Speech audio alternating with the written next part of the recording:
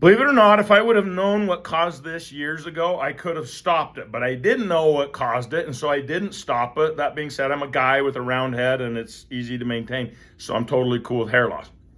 But for many of you, you want to know what's causing hair loss. I am going to, right out the gate, I am going to rebuttal the very frequently assumed answer to all hair loss issues is to take a DHT blocker. And I'm going to read the answer to this because I wrote it and I don't want to screw it up. Okay, ready? All right, so for most women, I'm talking women, for most women, DHT becomes a problem not because there's too much DHT, but because the body's natural hormone balance and detox systems stop working to keep it in check. Now I'm going to give what is causing a person's natural hormone balance and detox systems to stop working, to keep DHT where it needs to be. Once again, the issue is not too much DHT. Here's the true answer.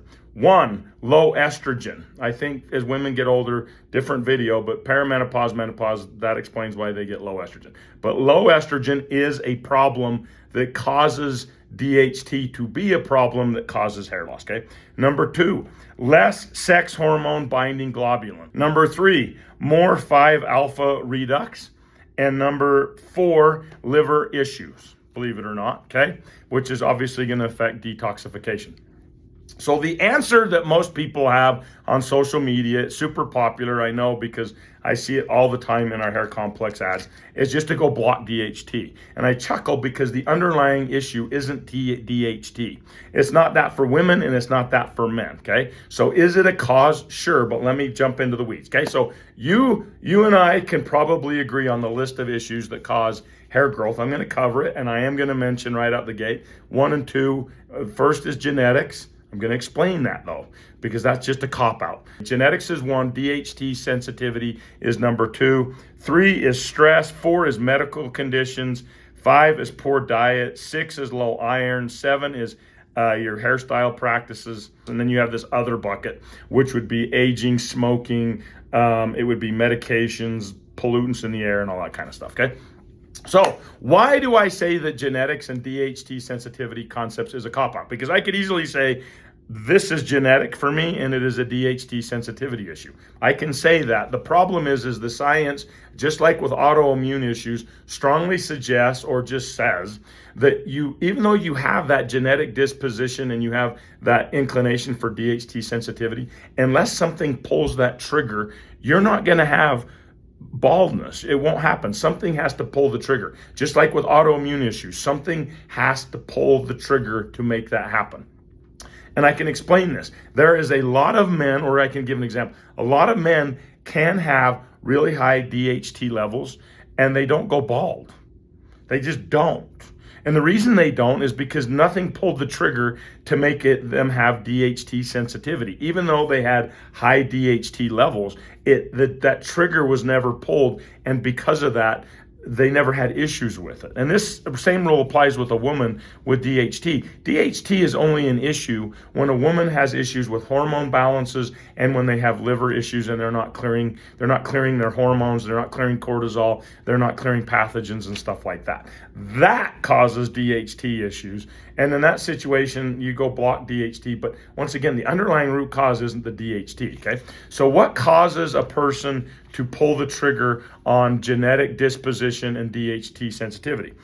1, high cortisol, which means stress. Insulin resistance is 2. I would say metabolic dysfunction. Your blood glucose levels are always high, stuff like that. Sluggish liver, poor cellular health, inflammation, nutrient deficiencies, and poor gut health, okay? So I'm going to sum all of these up into kind of a couple simplistic buckets, right? If a person is constantly stressed, so let's look at me. Did I have constant stress? Yeah, I've owned companies and I've been building companies for years. High stress, elevated cortisol, for sure. Check. Did I have poor gut health? For sure. A lot of people think, obviously, that gut health is responsible for nutrient absorption. You need to eat healthy in order to have healthy nutrients. You have to have a healthy small intestinal barrier in order to absorb those nutrients. 90% of nutrients are absorbed in the small intestine at the gut barrier. The thing that people miss, however, is that if a person has a sluggish or unhealthy liver, they are not utilizing nutrients.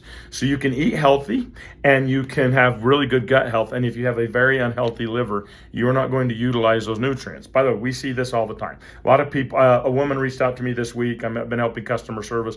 She just is stacking high amounts of K2, D3. Her levels, even with 10,000 IUs of D3, are still low every day. And her D3, she keeps getting her blood work done. Her other nutrients are in the toilet. And I'm like, you can stack all the nutrients you want.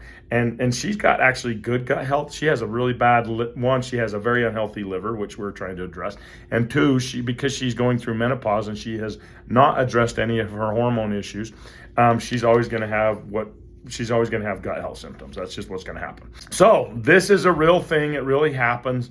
But I would strongly suggest that in most of these instances, the underlying root cause is the same.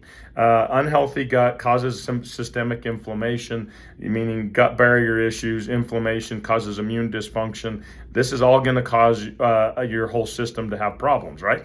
So when you look at hair growth specifically, there's a lot of products on the market. Like Hair Complex is a $26 product on subscription. It's got 3 ingredients in it that are great. The Keratin 4 is the clinically studied ingredient. I would say is the hero ingredient. Helps reduce hair loss by 43.1%. This was tested in women under high stress, going through perimenopause, menopause, ages, I think 40 to 65 or 45 to 60, something in there.